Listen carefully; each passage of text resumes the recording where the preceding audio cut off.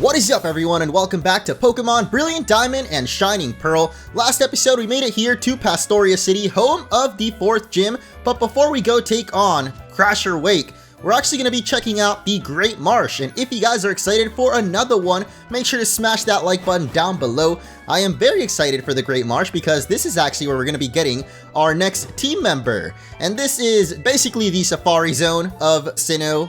Yeah, sure, why not learn about it? We get 30 Safari Balls, the only kind of ball you're allowed to use in here. The game's over when you run out, or when you've walked 500 steps. Please do enjoy the untamed nature of the Great Marsh. Before we head inside though, there's actually something pretty cool you can do upstairs. You might notice these binoculars, and they'll actually give you a little bit of a hint, or I guess peek, at the Pokemon that you can find in each area. And also, a peek at the music. I love the Great Marsh music, dude. That might actually be the best thing about it, because honestly, the Pokemon you can find aren't all that crazy. I mean, no hate on Psyduck. Or Bidoof, of course. Bidoof is amazing. Bidoof is love. Bidoof is life. But there is Croagunk, exactly who I'm looking for. And apparently he's right by the train station, so gotta try to remember that. You can also find Roselia. And Meryl is another pretty good Pokemon that you can first find here in the Great Marsh. But of course, all these Pokemon are also down in the underground now, so we might actually explore a little bit of the underground in this episode, because I know that we can actually get a stronger Croagunk there, which kind of defeats the purpose of going to the Great Marsh at all. But there is something else here that we need to get in order to actually advance in the game, so you gotta go to the Great Marsh at least once in your life and experience it. Trust me, it's life-changing. Okay, it's not actually all that crazy. I'm trying to hype it as much as I can, but honestly, the Great Marsh, out of all the Safari games, might just be the least exciting, but you can at least get yourself a little TM for Defog right at the entrance. So make sure to go in, talk to this guy at least, so you can get yourself the hidden machine or move for Defog, because we're gonna need it in an upcoming route. But yeah, we gotta go quickly. We only got 500 steps in here, and there's actually a bunch of items that we can also get. You might have noticed some of them through the binoculars, but the main thing that I'm looking for is that Croagunk. But I honestly don't remember which train area. Oh my goodness! I've gotten stuck in the bog, or the quicksand, or whatever that muddy part is. It was actually a lot more annoying in the original games from what I remember, trying to get out of the actual mud there. That wasn't too bad. But I'm surprised we haven't run into any wild Pokemon yet, so okay. It was about time. Is it Croagunk though? No. We got Quagsire saying hello. Now the main difference in the Safari Zone is you actually can't use your own Pokemon. You'll see our trainer is just face to face with a wild Quagsire. I feel like I'm in a nature documentary right now. The Quagsire stalks its prey. Perhaps it wants to eat the trainer, but neither is willing to make the first move. Standoffs like this can sometimes last for hours, or even days. Looks like the trainer will make a move first, tossing some local sediment at the creature. But Quagsire is not pleased by this display. It continues to hold its ground. The frustrated trainer finally gives in and lobs the capture mechanism. A direct hit, but Quagsire is too resilient. Okay, I can't do this anymore. Now there is one Pokemon exclusive to the Great Marsh, even in Brilliant Diamond and Shining Pearl. This is the only place where you can find Carnivine. At least as far as I know. I haven't seen one down in the underground, and in the original Diamond and Pearl, this is the only place that you could find it, so I'm gonna guess that it's still lurking somewhere in this place, but I haven't seen it through the binoculars, so maybe it's not here today because the spawns of the Great Marsh actually change every day, so you really just gotta get lucky. Not just with catching the Pokies, but even encountering certain ones. Like, I saw Meryl pop up in the binoculars a couple times. I haven't even seen a single one yet. So if any of you guys know the specifics of how to find Carnivine, let me know in the comments, because I honestly have no idea if we just gotta get lucky or what. But hey, we did get lucky in the end, because we finally had a Meryl appear. And I've heard that actually just throwing Pokeballs is the best way to go about the Great Marsh. Like, you don't even want to bother with the bait or mud. And look at that, I guess my theory was correct. Well, it's not really much of a theory. I think it's proven that the bait and mud is just not as good as just throwing balls over and over. So that's what I would recommend doing. Now this little Meryl here is going to be Bubbles. And even if I don't end up using it on my team, I love little Meryl. Especially when it evolves into a Azumarill with the huge power ability. It's so deceiving. Like, you just see this cute ball of blue and then you get pummeled by a player up in the face. Dude, have they lowered the encounter rates for Pokemon in here? Cause I've been running for a minute and haven't run into anything. But of course, as soon as I mention it, we jinx it and have a wild Bibarel. Not necessarily trying to catch that one. But one more thing I guess I can say about the Great Marsh is the Pokemon you can actually find in here, I'm a little bit saddened by, because in Pokemon Platinum at least, you can find Yanma and Tangela. And I get these are Diamond and Pearl remakes, not Platinum, but with so many Pokemon being added to the Underground, I was hoping those two would have been added there as well. But, oh, it's already over? What the heck, man? I didn't find a single Krogunk. You know what, dude? I'm over it. I'm heading outside of Pastoria so we can head down to the Underground, because I believe if we dig down from this route, we can get pretty close to a certain hideaway that has Krogunk in it. So, where are we at right now? Grand Underground map. Okay.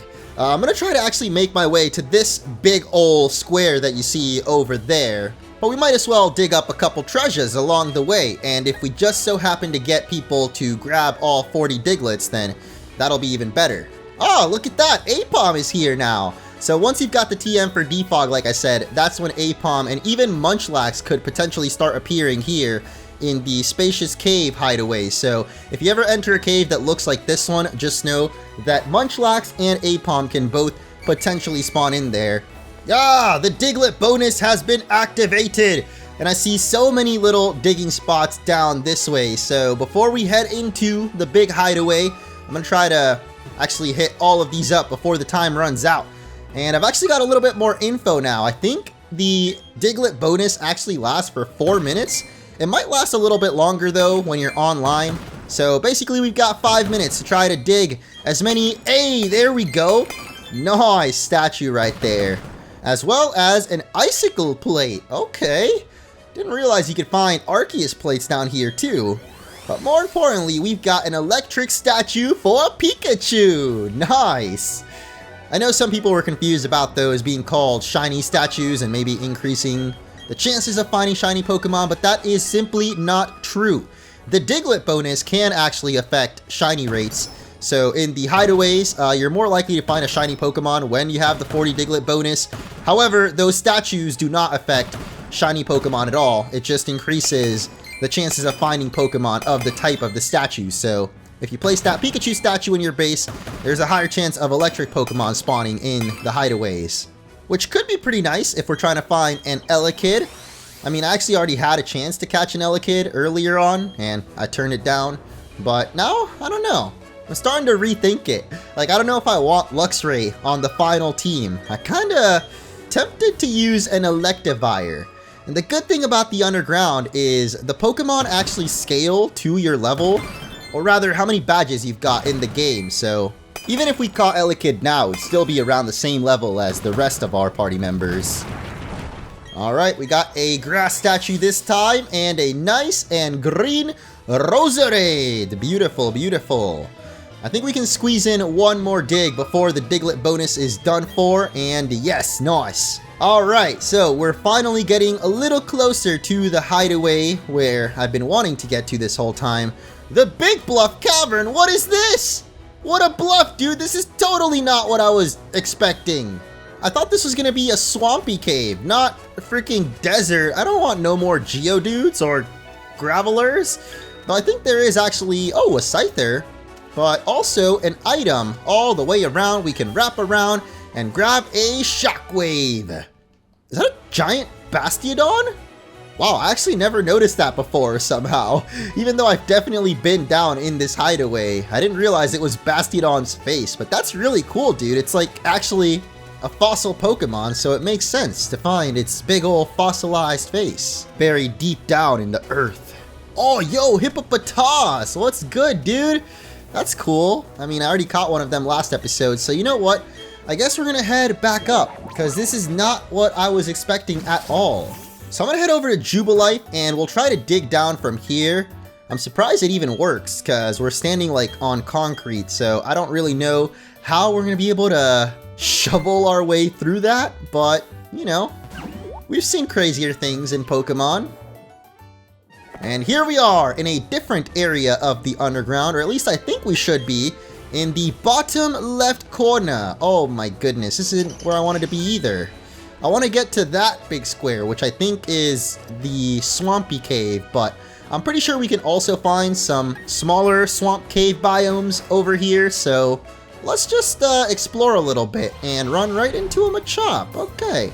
Well, at least we know Munchlax could— oh my gosh, no way! We just manifested it, bro. What? As I said, Munchlax could be in here, and it's literally right in front of us. So there we go. Munchlax, get! I mean, we haven't caught it yet, but Munchlax, find? And apparently this guy's not feeling too catchy either. Jeez, dude, just breaking right on out. Oh man, it was holding a leftovers too.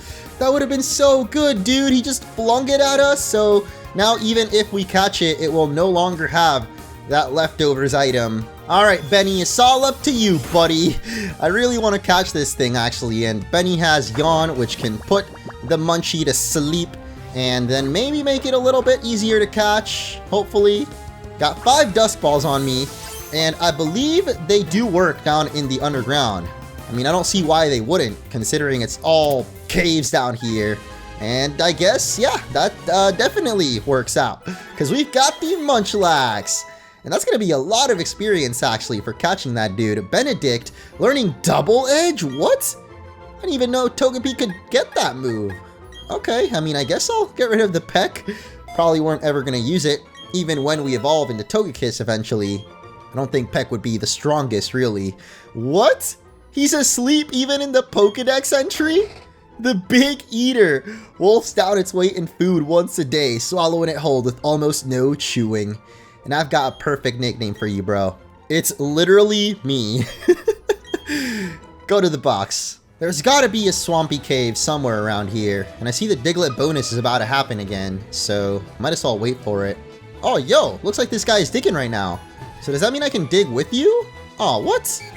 Hey, the Diglett bonus! Okay, I guess now I'll get to some digging. Whoa, dude, it's Lucario! That's actually pretty cool. Totally reminds me that there's apparently a life-size Lucario plushie for sale on Pokemon Center right now, and the advertising for it is freaking hilarious. Like, if you guys haven't seen it, I'll probably show some pictures, but they have it posing around the kitchen, around the house, as if it was this lady's son, and I'm just like, bruh. I don't know if I would get it personally, but I am sure that a lot of furries will be happy with it. Finally, Swampy Cave, and immediately we've got a little Krogunk greeting us. Yes! Hello, my dude. I've been looking for you everywhere. Great Marsh, no luck. Down in the underground, took like 30 minutes, but finally, there he is, the fighting and poison type little frog man. It's a female Krogunk, actually.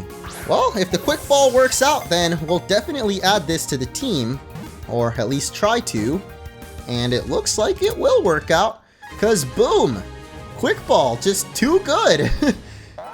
Definitely got to stock up on some more, if I can remember, but that'll also give us a little bit of XP, and Krogunk, the Toxic Mouth Pokemon. Its cheeks hold poison sacs. What is up with the sacs? First it was Floatzel, now we got the Krogunk sacs. Tries to catch foes off guard to jab him with toxic fingers. Ooh, that's dangerous. I was originally going to go with Jiraiya if we found a male Toxicroak, but because we instead found a female, your nickname shall be Ricola! Oh my gosh, why did the whistle sound happen as I was nicknaming it? That totally threw me off.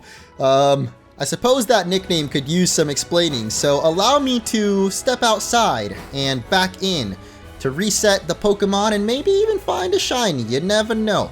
I certainly wouldn't want a shiny Golbat though. But Ricola, I think, are the brand of throat lozenges or cough drops that I've been taking recently because I've had a sore throat and I've been coughing a little bit every once in a while. Of course, I edit it out of the recordings, but I've been having a lot of Ricola lately, so it feels kind of fitting. Maybe once it evolves into Toxicroak, it'll make more sense, because that Pokemon definitely looks like it could use some cough drops. Yo! Gligar! Even though I'm not going to use one of these on my team, because we've already got a ground type and a couple of flying types actually, I did read a comment and I felt bad because it seemed like they really like Gligar, so this one's for you, buddy. We're going to catch one, even if we don't end up using it. I mean, it's just such a cute Pokemon, and Gliscor is definitely very, very threatening. Both offensive and defensively, actually. It's just such a solid Pokemon. But I don't even know if we can get one until post-game, because as far as I know, the item to evolve it, the Razor Fang, can't be found until post-game. Unless maybe you can find one down here in the underground, or maybe it can actually be found holding it, but I don't think so. This thing is tough though, like, look at that, just tanks up the water gun. So yeah, as a Gliscor, it is a pretty tanky Pokemon, but it can also do some pretty insane damage with like Earthquake, and I guess it's mainly known for just using Toxic, but oh no! Why? I should have used Aqua Jet instead. I didn't think that would kill it, because the first hit did like half of its health damage. Oh, that's unfortunate. Oh no. I think that's a sign that we need to get out of here. I'm sorry to that person that commented. And now we're ready to take on Crasher Wake, the gym leader of Pastoria City, the Torrential Masked Master. That's right, not only is he a gym leader, but also the best wrestler the Pokemon world has ever seen. Masked Royal? Never heard of him. Crasher Wake though, oh, you can get a little glimpse of him in the back there. How's it going? Leader Wake, Crasher Wake is a master of water Pokemon. I'd say you've got guts if you try to face down water types with fire or ground Pokemon, but that part I'll leave up to you. Go and have some good battles, my dude. So unfortunately, we do have a ground type on the team in Torterra, but fortunately, Torterra is also a grass type, so I think we should be a-okay to take on all these little tubers and Wake himself eventually. Though, actually, I don't know if I even have Bonsai on the team. I might have made the same mistake as I did with Maylene, but only for the gym trainers, okay? For the gym leader battle, like, I'm definitely gonna bring back the main man, Bonsai. Like, we are not gonna have him sit out of this one. Especially considering he is super effective against the main type of this gym leader, unlike with Maylene, where we didn't have Torterra yet, so you know, we didn't have Earthquake or any ground moves really to take down that Lucario. But a little fun fact about this gym here is you could have actually taken it on before Maylene. Like, there's nothing blocking your way from heading all the way to Pastoria and challenging Crasher Wake if you really want to. You could actually sequence break in this game. Well, I don't know if sequence breaking is like the exact right term. I think it applies though, because it still would show up as the 4th badge in your badge case, but you would have faced him 3rd if you skipped all the way. But, you know, we're doing things in the proper order since I'm doing like the kind of guide here, not trying to break the sequence. What makes that interesting though is Crasher Wake will actually be at the exact same level as Maylene was, or at least his highest level Pokemon, I believe, will also be at level 30, just like Maylene's Lucario. So it does kind of balance out in the end. If you end up taking them on out of order, it ends up being the same regardless, which I find pretty cool. Like, Pokemon games don't do that anymore. When was the last time you were able to take on gym leaders out of order? Somebody in the comments remind me if that's actually a thing, because honestly, I feel like it hasn't been a thing since like Johto or Hoenn? Maybe Pokemon Emerald, where I think you can skip Brawly and just go straight for Mauville City? Dang, I really can't remember. I know there's definitely happened before in some region, but which region exactly is slipping my mind right now, so probably gonna look that up. Gym leaders you can skip in Pokemon. Apparently the last time really was Diamond and Pearl. So there's been 4 generations where you can't skip any gyms. But like I said, you guys feel free to remind me if I'm not thinking of anybody, because at least as far as I can remember, which my memory's not the greatest, so I probably am forgetting someone, but I don't think there's any gym leaders you can skip in the newer games. Makes me miss these days. Like, I love a good sequence break. I still don't know if that's the correct term, but I like having options, you know? If you don't want to take on a certain leader at a certain time, for Staravia to evolve. Now our Pokétch will actually make a little more sense. The Staraptor that we've been summoning, is it Vega's ancestor? Or maybe straight up just Mama Bird? Because we've got our own Staraptor now, the Edgy Bird. Look at that red streak in its hair. So cool. The Predator Pokemon has a savage nature. It will courageously challenge foes that are much larger than itself. Jeez, dude, much larger than Staraptor? Like, I feel before Corviknight, there wasn't really a bigger bird type. But of course, it's going to be learning Close Combat, which is the move that I most remember Staraptor for, and was actually introduced in Gen 4. And even though Aerial Ace can never miss, Pluck still has that chance of taking away the berry, which I like, especially for boss battles, because they tend to have berries on their Pokemon. Don't think Crasher Wake does specifically, but, you know, there's still a lot of galactic battles coming up later. But yeah, now that we've got Staraptor, I do want to show it off in battle, but I think I'm going to save it until we get to Crasher Wake. Oh, hey, Glover holding another item. I feel like pickup is so OP in this game, not just because of the items we've been getting, but the frequency at which we've been getting them. Like every 10 steps or something, Apom's got something new. And last episode it had a Dust Stone for us, which is really crazy. I did not expect to be finding it this early. But yeah, we're gonna switch it up, and this girl has an Azuro. I feel so bad for that little thing. Like, it's gonna get absolutely destroyed. Is Azuro even water type? Oh wait, yeah, that's not even super effective. I think it used to be normal, right? It might be just fairy now, because Meryl is water fairy, so I think maybe Azuro might be pure fairy. But I know back in the good old days, before fairy was a thing, I believe it used to be a normal type. Contrary to what you would think, because Meryl's water, but I could also be wrong. I'm gonna have to look that one up too. I'll show it on screen, just in case I'm pulling it out of my tubes. You're too much. Really? I mean, at least you had more than just a zero, then I would have felt really bad, but still, like, how did you expect to ever win here? What is up with these gym trainers? Are they hired by Crasher Wake? Like, are these people getting paid? Because there's, like, straight up just little kids in here. I feel like maybe they're just fans of Crasher Wake, since he is a wrestler. And kids tend to be the biggest fans of wrestling, right? Like, I don't think I've ever watched wrestling since I was a kid, but then again, I was never really that much into it, even when I was younger. I had a lot of friends that were, but I don't know why. I never really got into it. And a lot of those people that were into it when they were younger are still into it to this day, so no hate if you like wrestling, you know, that WWE or F or G. Not really my cup of tea. I'm a big fan of the McMahon as well. Just McMahon though, because he's got some really funny memes and GIFs that I've seen. But I do know a little bit about wrestling. I just never really watched it too much as a kid, so I don't have any favorites or really any memories of it or anything. But if you're into it, that's cool. Anyway, this fisherman's got a nice Gyarados, so we're gonna send in the Zip. I'm like saying all of my Z's.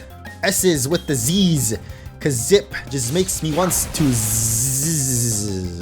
I think I just turned into a little electric plug there. Gyarados gets sparked down quite easily.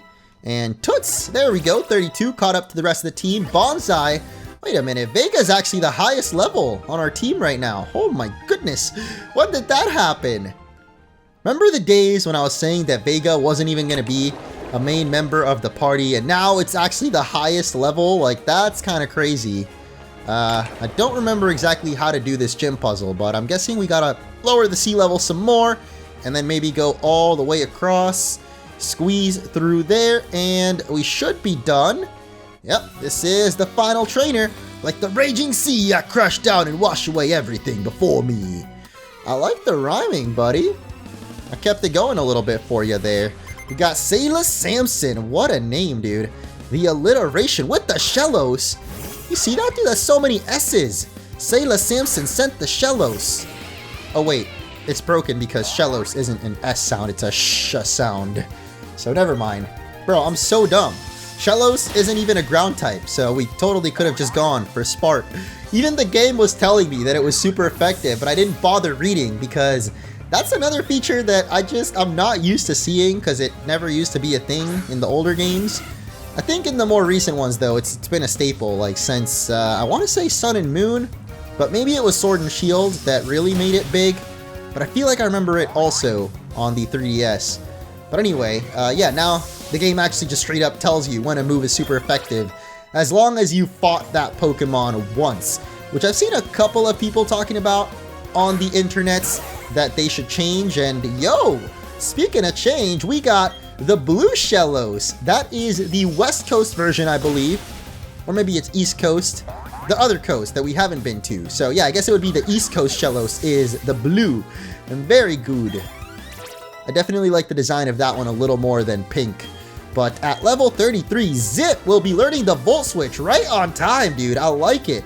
That is actually more powerful than Shockwave, and it's basically like U-turn, so after you hit the opponent, you'll actually switch back out and be able to send out another Pokemon without wasting a turn, like actually switching. You know, you at least still get to do damage with the Volt Switch, so pretty cool. Very nice timing there on Zip learning that. But I feel like I was talking about something just now, and no, I don't know. It slipped my mind. So anyway, we've made it to Crasher Wake. I really hope I can access the PC box from here, because, oh my goodness. Oh wait, we already have Bonsai. I thought I benched him. What? I guess I never did, even though at the beginning of this gym I said that I did. Must have been tripping. So anyway, we're ready. Let's go. Take on Crasher Wake. Jesus, this dude is huge. Welcome. I don't get challenged very often. I wonder why. The glory you're now beholding is the Pastoria gym leader. That's right, I'm Crasher Wake! My Pokemon were toughened up by stormy white waters. They'll take everything you can throw at them and then pull you under. Victory will be ours. Come on, let's get it done! Crasher Wake, not exactly the type of wrestler that I was thinking of earlier. He's more like a luchador, you could say. At least in the way that he dresses. Then again, I guess it could kind of fit in the WWE too. Just not exactly the mask. That dude's just straight up got a thong on his head. Wait, I think this is the first time I've realized he's also got Heihachi's hair from like Street Fighter. Or is it Tekken? I'm pretty sure it might be Tekken actually. Street Fighter is Akuma, right? And that's not who I'm thinking about at all. So either way, we're going to start things off with a nice Volt Switch, which we didn't really need. His next Pokemon will likely also be a water type, and now we're forced to switch out. So either way, the Gyarados gets absolutely obliterated, and Glover will be learning Agility, which I'm probably not going to end up having any of these attacks in my final moveset anyway, so what the heck? Oh yeah, we have to switch. I got so confused for a second. Okay, let's send out the Bonsai then. I believe Wake does have a... Oh, what? We still get a chance to switch. And I was about to say, he's either got a Gastrodon or a Quagsire, which are both water and ground types, so they're unaffected by electric. But they are very, very weak to grass moves, so goodbye, Quagsire. I feel so bad. We've just been one-shot everything so far, but that's exactly how it went with Maylene. And then I ended up regretting everything that I was saying. So we're not going to count Crasher Wake out until it's over. Hey, that there was a good move. Look at the plays, look at the moves. I shouldn't do that with my voice. It already hasn't been doing that good, and now I'm kind of forcing it. But his final Pokemon will be the Floatzel, and it's got Ice Fire. Oh my gosh. No. And we get frozen. Oh, that's not good. Bonsai, why? Oh man. And that's why I said earlier, don't count Crasher Wake out until it's over, because Bonsai is just completely frozen. I love how it just does not move at all. That's a really nice addition in terms of animation, like Pokemon closing their eyes when they fall asleep and just being completely animationless when they're frozen. I like that kind of stuff.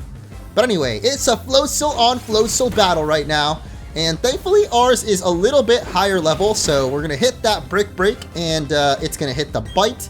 We're actually doing about the same amount of damage to each other, so why don't I go for my Bite this time? And I was hoping we get a flinch, but I guess we still might, as its Citrus Berry kicks in, which is why it would have been nice to use Pluck.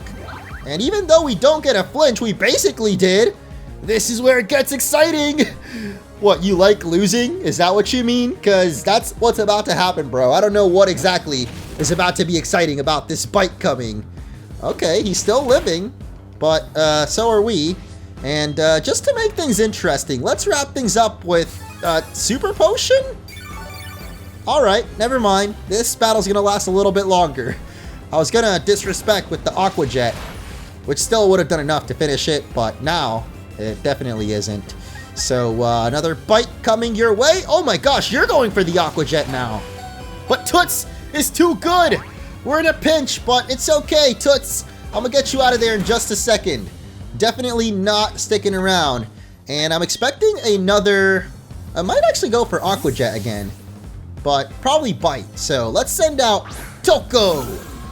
Even though this dude does have Ice Fang, and that would definitely hurt Toko. What?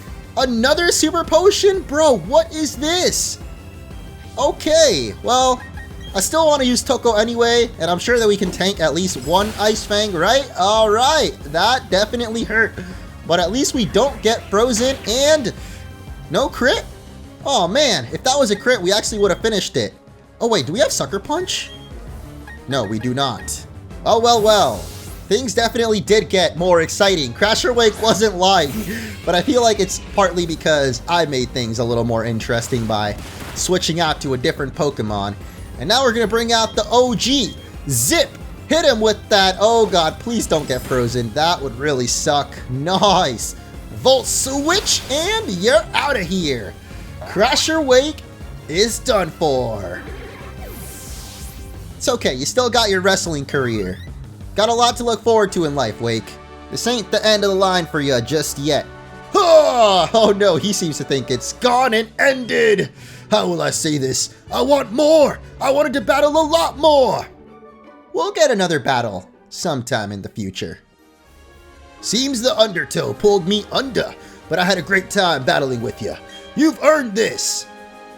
And we're gonna get ourselves the Fen Badge, I think is what it's called. Hey. I'm surprised I actually remember that.